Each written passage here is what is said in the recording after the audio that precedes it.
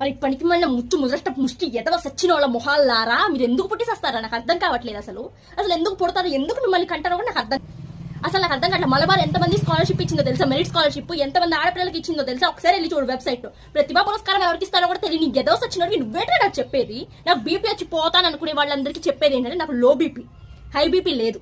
నేను కారం రేంజ్ లో తింటా, ఉట్టి కారం తింటా, ఉట్టి పచ్చిమిరపకాయలు తింటా. సో నేనేం పోను, మీరేం నా గురించి బాధపడక్కర్లా. దాంతోపాటు ఇంత ఓవర్ గా రియాక్ట్ అవ్వాలా అనే వాళ్ళకి కూడా ఇదే చెప్తున్నా. ఇంతకన్నా ఎక్కువ ఓవర్ రియాక్టే అవ్వాలి. ఎందుకంటే ఇది నా ఎడ్యుకేషన్, నా ఇష్టం. ఎందుకు ప్రూవ్ చేసుకోవాలనే వాళ్ళకి ఇదే చెప్తున్నా. ఇలాంటి ఎదవ సచ్చిన వాళ్ళకి కనీసం తెలీదు. ఒక స్కాలర్షిప్ ఇస్తారు, 10,000 ఇస్తారో 25,000 ఇస్తారో, అసలు ఎందుకు ఇస్తారో, ఎవరికి ఇస్తారో, ఎలా ఇస్తారో కూడా తెలియదు. ఇలాంటి ఎదవలకి ఇప్పుడు చెప్తేనే వస్తుంది. లేదనుకో, ఇదిగో నాకు 10,000 వచ్చాయని చూపించాను అనుకో, ఎవరితో ఏం చూసి వచ్చావో అందుకే ఇచ్చారేమో అనే ఒక ఫీలింగ్ లో అడిగే ఎదవలు ఉన్నారు. ఎందుకంటే ఎలా పెంచుతున్నారో ఇళ్లలో వాళ్ళు అర్థం కాబట్టి వాళ్ళకి నేను ఇలాగే చెప్తా. ఇష్టమైతే వింటారు, ఇష్టం లేకపోతే చస్తారు. ఇక్కడ వచ్చి తోసి పాడి చంపేయండి. కనీసం రేపులు మడలైనా తక్కుతాయి. ఇలాంటి వాళ్ళక కనీసం చదువుకుంటున్నామంటే ఎంకరేజ్ చేయాలి. ఇప్పుడు వీడికి పెడుతున్నా చూడండి, అందరినీ వీడి ఫాలోయింగ్ లో ఎవరైతే వీడికి తెలిసిన వాళ్ళు ట్యాగ్ చేస్తా.